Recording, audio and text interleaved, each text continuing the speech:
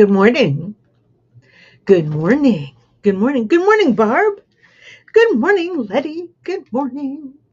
Good morning. Hey, while we have a minute here, as people are coming in, I want to mention um, that our friend Cindy, good morning, Doug, that our friend Cindy, who is a regular viewer on Coffee and Conversation, she's not going to be here today. And why, you ask? Cindy is having a grandbaby. Yeah, I know. It's exciting. Um, Actually, Cindy's not having the baby. Did you catch that? Cindy is having a grandbaby. So, if you see her out and about in the world, tell her, tell her hello, tell her congratulations. Oh, good morning, Diane. Good morning. Good morning. Oh, everybody ready for Christmas? Everybody ready for Christmas? Did you get all your Christmas stuff done? I have one more order that I need to embroider. Simple one. It's just a dad hat with um, a line on the back of the hat. She's coming on Monday. I know, Monday, Monday the 22nd. Yeah, she's coming on Monday, and because everything is ready, and because everything is ready, I will just pop it on the hoop, pop it on the machine, and press start. Letty, let's see. Letty says she still has lots of orders. And let's see, what does this say? Keeps taking more. um, Letty, it's okay to say no. It's okay to say no. It really is. Um, okay. So what are we talking about today? Well, our friend Doug, who is here viewing today, had suggested um, ways he wanted to find suggested ways to hoop your garment consistently and repeatedly so that if you're doing multiples that they get stitched in the correct place, and of course the most common is the left chest logo, so that's kind of what we're going to focus on, but everything here. Oh, here we go. Letty says the latest was 27 blankets for local bus drivers as they are left out of a gift exchange and now scrambling to give them something. Well, the blankets are a good idea. The way they have to, open and close those doors all winter long. And just so you know, Letty's in the Midwest, so her people, it gets cold there. Just so you know. Barb says that all my orders were picked up yesterday. The shop is closed until January 5th. Company starts coming in on Monday. Wow, you got a house full coming. Wonderful. Merry Christmas to you and all of them. So, Doug wanted to know how to consistently and repeatedly hoop shirts. So, I don't know if you can see it, but way off there in the corner, I made a little PowerPoint presentation. Um, so, let's get at it.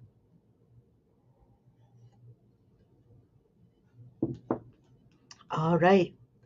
So there's only 4 slides, which is good because then it's, we're not overwhelmed. Excuse me.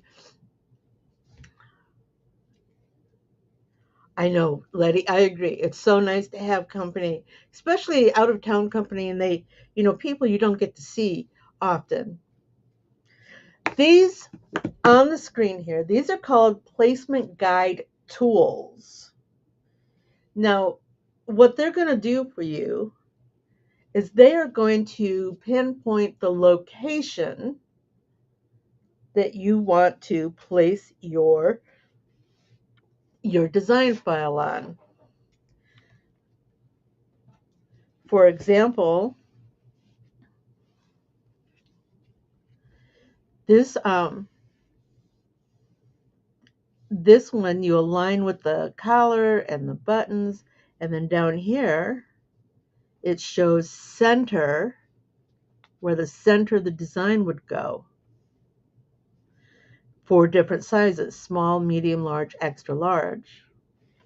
This is a pocket guide. It will help you find center of the pocket and help you locate, oops, that was not good, and help you locate just exactly where you want to place that. Good morning, Frank. Good morning. Talking about placement. So these are all different guides and they all work. But the thing is, they will only help you locate where you want to place your marker for your center design, the center of your design. That will help you, they'll help you consistently, repeatedly locate and mark that center placement. Well, when it comes to getting things in the hoop, that gets a little trickier. Um, you got to make sure that everything is straight and aligned. Make sure that your hoop doesn't get all wonky, um, and that it's aligned straight. If you have one of those fancy with machines, good morning, Frank. If you have one of those fancy machines that can align with the points, wonderful. But not everybody has that, so it still becomes a problem. Barb Miller is here. Good morning, Barb Miller. So the guides are good in helping you locate and place a notation or a mark or something to indicate where center design is going to go. But they're not going to be really good at helping you make sure that the shirt actually gets placed correctly. And for that, you pretty much need like a hooping station, which is where we're going next. These are different hooping stations. There's a lot of them out there. The all-in-one. I can't work with this. My thumb's injured. Never, never doubt the importance of a thumb. So this one here, this is the all-in-one hooper. And what's really good about this one is that all of your different sizings, from sleeves to infants, toddlers, adults, they're all on the same hooping station. You just flip down which one you need. Of course, we're all familiar with the Hoop Master, or at least most of us are. They also have a home version, a home edition. These are all, I did a Google search, machine embroidery hooping stations, and this is what came up. I'm sure there are others. And you don't have to, with the Hoop Master, you don't have to buy the whole kit. You can buy just the board. They have a home version. It's not as detailed, but it does have, still has the same general positioning. Then we have this magnetic hoop, which, and just like this one, and I'm going to pronounce this bad, Ekina. No. Yeah, darn it. I practiced it yesterday. Let's see. How to pronounce Echidna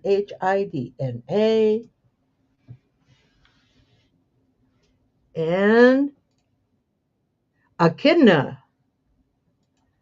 The echidna hooping station.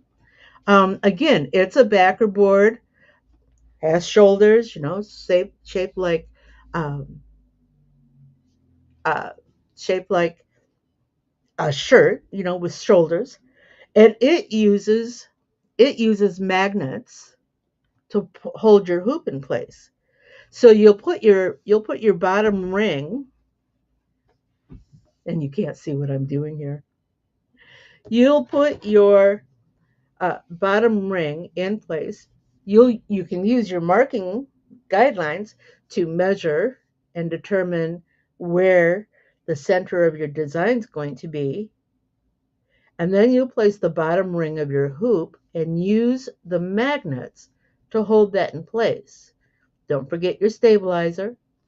Bring your shirt or garment in place, and then you can put the top ring on the hooping station. And the nice thing is you've marked your center, so you know where that hoop needs to go for every hoop after that. Letty, sorry, I got distracted. Letty says she has two of them now. One I keep set up for left chest and one for backs. Are you referring to the Hoopmaster station? I have that too. I have one set up for left chest and then one set up for jacket backs or odd size pieces. And that is really good too. I do a lot of uh, extra large 2X, 3X, 4X, and Hoopmaster has a hoop extender which actually bumps out this outside edge so that um, the shirt or the garment fills up more space and you can align it correctly. Yeah, Letty, I've done the same thing. I was moving up and down and switching the hoops everywhere, and then having to put it all back together. That I thought it would just be easy just to get another hooping station. So to continue, uh, these here. Let me get out of the way here. Move myself. No, that's not what I want to do. What are you doing? Get out of the way. You can't see it now because I'm in the way. I'm sorry. Let's see if we can just get rid of me for a minute. Remove.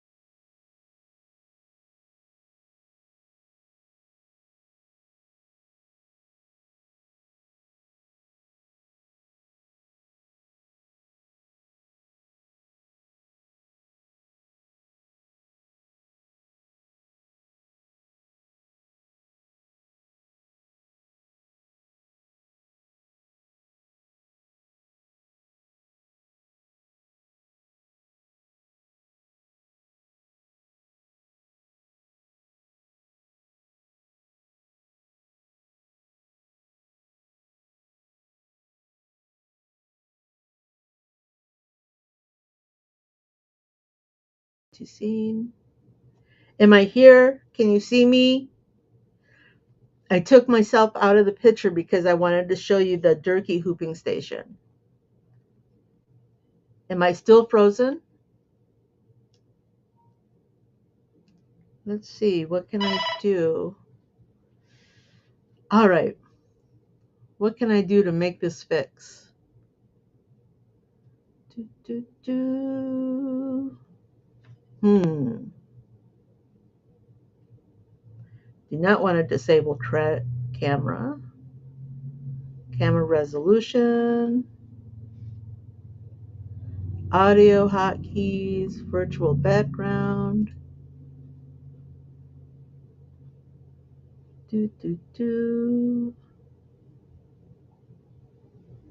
and no sound.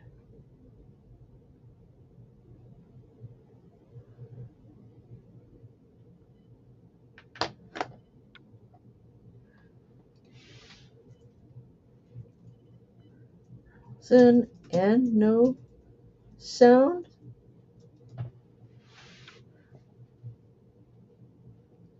All right.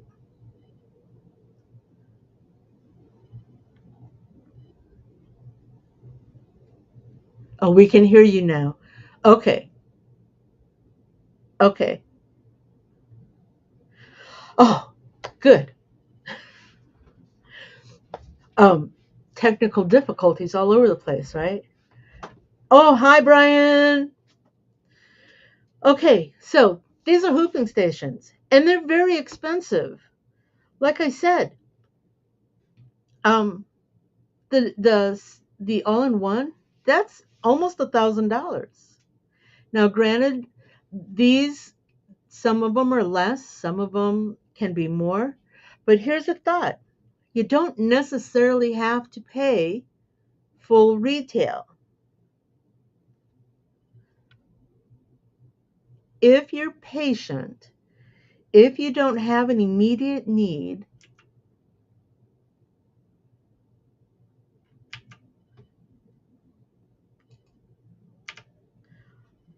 you can look for used. You can search. All right. Sorry, Letty, I got to find you so I can take you. Oh, there you are. So I can take you off the screen. You can search for used. All right. On this page, I went to Facebook Marketplace and eBay. Okay. So these are noted from eBay and or Marketplace. Now, don't forget, within different social media groups, there are other places that sell used equipment. That Durkee home, that I did it again, hopping. Evidently, Durkee wants to hop. Um, the Durkee hooping station, I found that on eBay for $200. I found the Hoopmaster station on Marketplace for $220. Here's a Hoopmaster, a complete set, on eBay for $385. You can pay $385 for just one single Mighty Hoop. This is a good deal. This hooping station is from Creative Notions, and it's basically just a pegboard with magnetics and pegs, $80. Here is that in Kita. I'm not going to go back and have it pronounced again because I think that's what froze me. Um, $150. Here's one. This is called a personal hooper. I found it on Marketplace. And look, the person who used it previously, it's already got it marked. Isn't that nice? And then the Hoopmaster Home Edition. Again, on Marketplace, $300. So if you're patient and you know what you're looking for, you know what you want, you can find it used. On the other, the social medias, if you're not finding it, post it. Ask, anybody have a hooping station for sale? I'm looking for a hooping station. What do you suggest? Lots of times people will pop up and say, I have a hooping station for sale. So that's an option. You knew, if you know what you're looking for and you have a little bit of time to work it out. So let's say even used is a little bit out of your budget. This one used a chopping board She put a transfer paper, uh, vinyl transfer, which has markings on it, has half-inch markings. She put that on the board, and then she marked where she wanted things to go. Yeah, you can make your own. I had a video that I posted last year sometime, I think it was, where I helped you uh, figure out how to make one out of the cardboard T-shirts. The T-shirt backer boards that you put in your T-shirt so that whatever you're doing on top of the T-shirt doesn't bleed through to the back. Yeah, we use that to make our own um, hooping station. Now it wasn't tilted out, but it was still very usable. And then here, okay, so this is just a simple 2x4 pegboard. With the help of a jigsaw, you can cut off, you can lay a t-shirt in place and you can cut off the shoulder area so that you got a nice rounded place. You don't need to use magnets. You can use golf tees. Golf tees are going to do the same thing.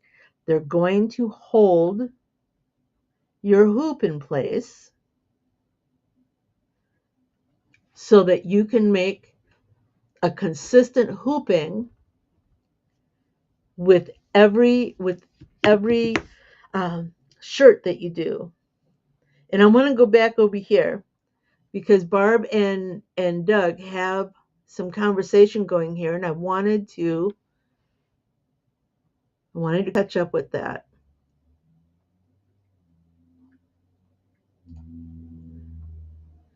Barb is saying that she finds that different brands of garments lay differently. And for example, the left chest logo will be in a different place. And that can happen. Different manufacturers, different cut of the garment. So what she does is she marks up one to set the hoop master, her hooping station, so that for that particular brand, for that particular shirt run, they're in the same place. Barb also says that she stacks her garments to size, starting with like maybe the extra smalls, which have a totally different hoop layout, up to, and then progresses to the extra large.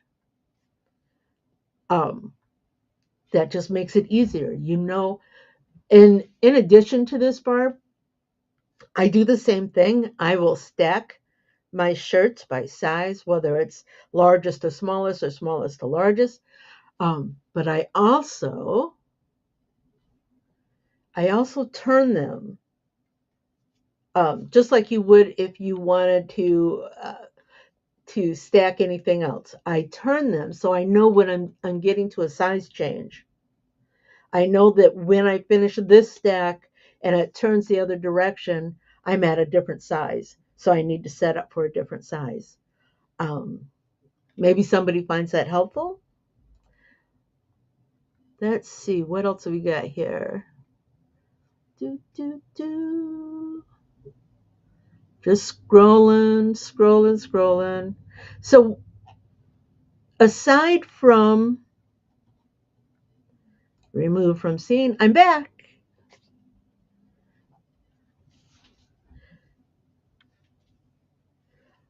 Doug's asking the question. I'm talking the same size and garment and the same job. How to be consistent. Hey, Jesse. It's good to see you. So again, Doug, and I'm going to address this to Doug specifically, though, the rest of you can listen in. We can use the guides. Like I said at the beginning, those are going to allow you to mark the position of where you want your design to stitch, but it's not going to give you the consistency for every shirt after that. That's where a hooping station comes into play. When you have a hooping station, whether it's one that's pre-marked or one that you've made yourself, you're going to use the guide to determine how far down and how far over, and then you're going to mark that center location. You're going to then take your hoop and center it in that center location, and you're going to put whatever stays you're using to hold the hoop in place, whether it be magnets. Um, uh, the hoop master has a board for each different hoop size, or you've made your own and you're using the golf tees, or you've made one out of the cardboard shirt.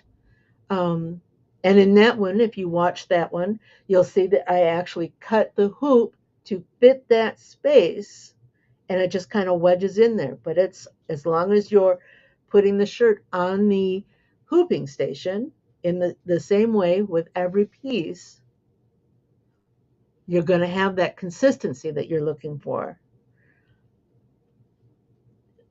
The hooping station is going to be your key. Again, you don't have to spend hundreds of dollars on a hooping station if you're not ready for that. You can grow into it. Um, you can make your own. And again, it doesn't have to be angled up.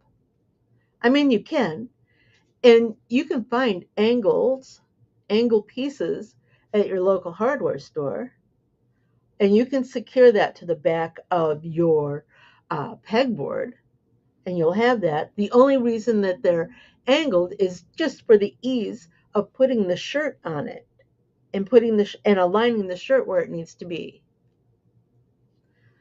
Okay, so Doug, does that help? Does that help with your question about how to get consistent hooping? We have a cat visitor. Consistent hooping for your garments. Does that help? We're going to wait a few seconds here because there's that slight delay. And then I have a question I want you to think about. Oh, look, Gail's here. Yay! Oh, okay. Barb is agreeing. She says a hooping station saves time and frustration. It helps you line up the center of the garment. I have a shoulder seam at the top ridge. As long as you're consistent in the way you load your shirt, and the hooping stations make that easier. Okay, Doug wants to know what amount of variance is acceptable. Okay, so we are humans, okay? And unlike those robotic computers, we uh, are not as exact and precise as they are. So, how do you make sure that you're marking in the same place? Like Barb was saying a moment ago, she uses that shoulder seam. She places that at the top of her hooping station. She has a center line for the center of the shirt. And then with practice, you can visually pull out the underarm and see if the gap on each side is the same. So the question was, how much variance is acceptable? If you're consistent in your shirt on your hooping station, and one of the things you're not really going to see if there's a shift, a slight shift. One of the things that you need to remember when when your customer puts on that shirt, they are not flat. All right, they are not flat like your hooping station. They have bumps and they're going to move and it's going to wrinkle and the shirt's going to, so they're not going to see it either. If you know that that design file should have been stitched 1/8 of an inch to the right or 1/8, 1/2 inch up, your customer is not going to see that. They're not going to take a ruler and measure each one from top to bottom, side to side. Just be consistent and it will be good. I wish I had taken a picture for you guys. I actually have my hooping stations. Remember, I said I've got two, one for left chest, one for uh, full shirt and jacket backs. I have them, and then there's placket polos. You are completely right, Barb. Placket polos. Okay. Um, let's go back to the hooping station. Have you seen those three uh, just short little storage carts that roll around? They usually have like a handle on the top, but three like pans that you can store stuff. Yeah. I have my hooping station set on there, and I have it secured with zip ties. If I need to pull it out to use it, it's on wheels. When I'm done with it, I can push it back into a place that is out of the way. Um, I hope that helps. I'll post a picture when we're done here. I'm pretty sure that there's a picture that I can post. Okay, so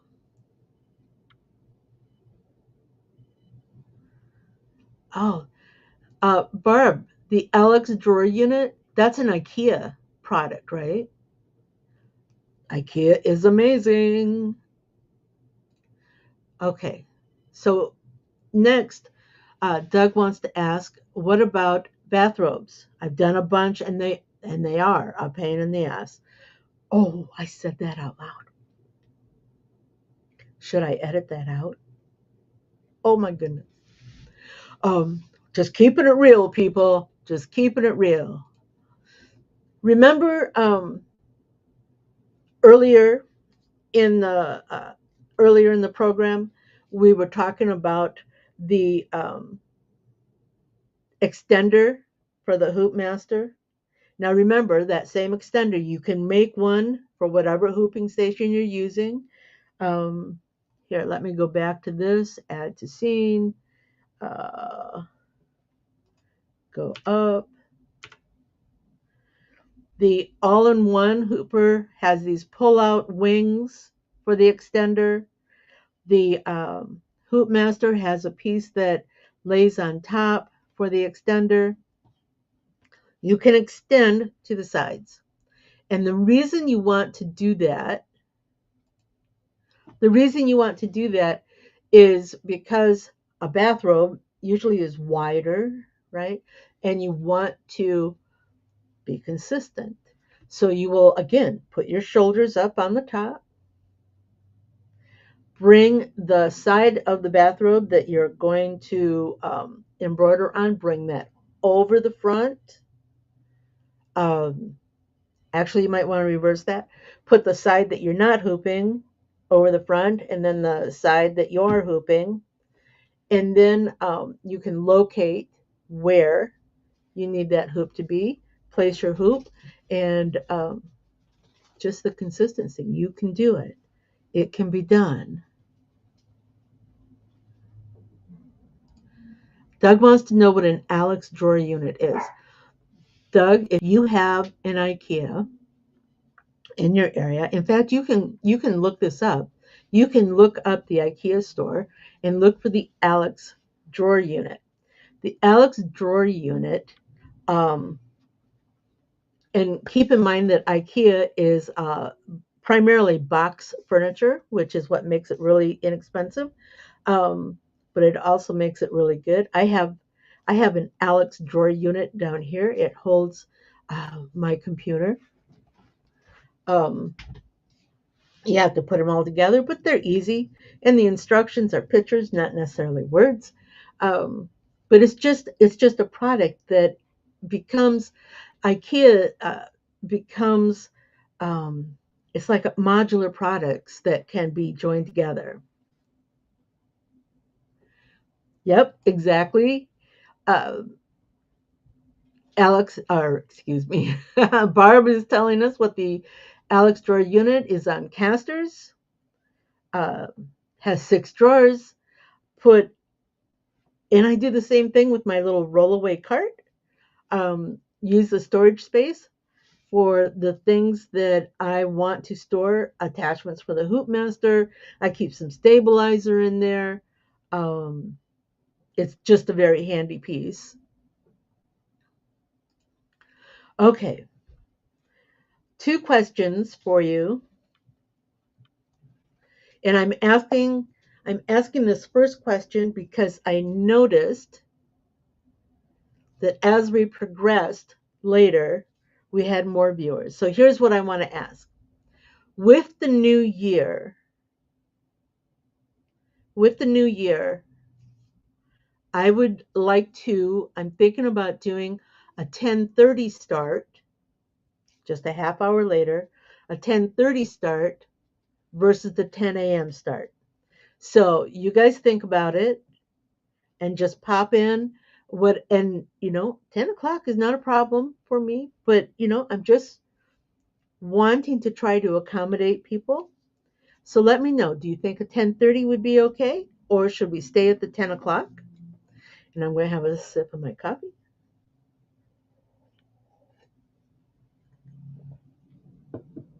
Barb says she's short, so she needs equipment that isn't too tall.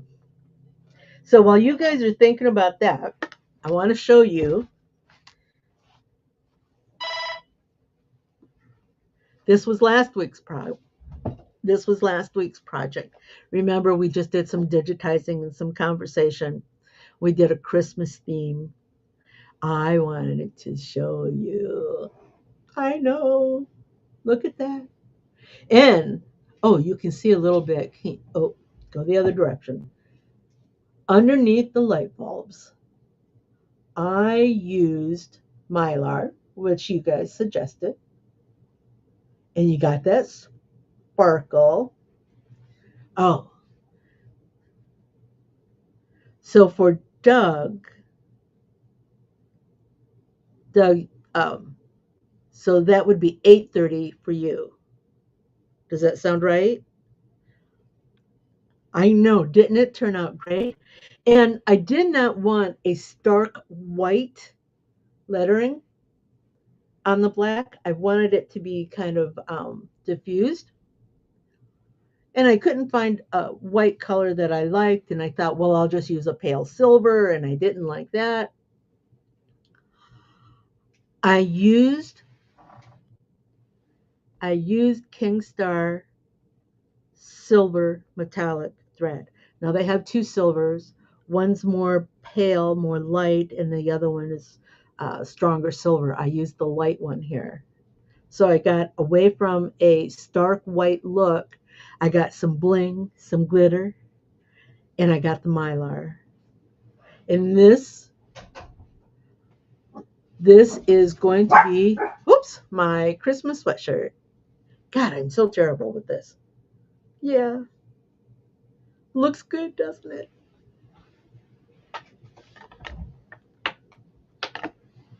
Okay, so I know Cindy King introduced me to Kingstar metallic threads, and I haven't looked back. I have absolutely no issues. I stitched all of this text Not one thread shred, not one thread break. Yeah, it was nice. Okay. And um, yes, Mylar is washable. And if you keep your density just enough to show the Mylar, if you keep your density a little tighter, all right, there's nothing for it to fall out from. I have done Mylar pieces before, and in fact, I'm going to throw this one in the wash when we're done here, because I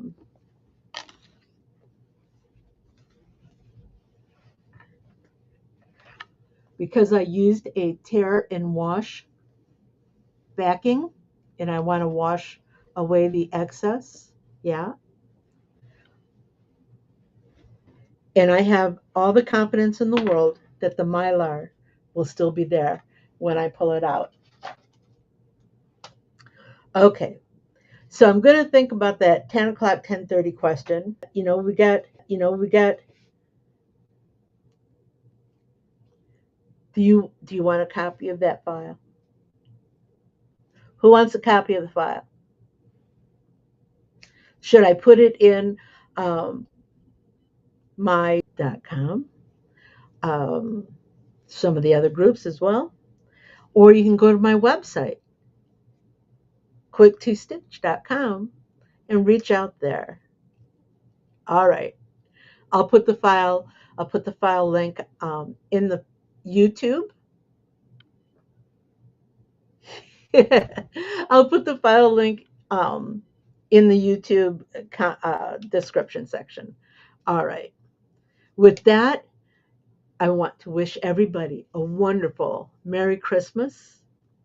Don't forget, if you see Cindy floating around, out in the internet wild, tell her congratulations, Grandma. And you guys have a great Christmas. Should we do this next week, the 27th? Are you guys going to be really busy? It's Christmas weekend. Just let me know. In the meantime, I'm going to say goodbye. Again, Merry Christmas. Fun? Do you have more questions? Do you want to learn something new? Join me at quick2stitch.com for coffee and conversation, and we'll talk about it. Embroidery machines, designs, and business. Hope to see you soon. Bye now.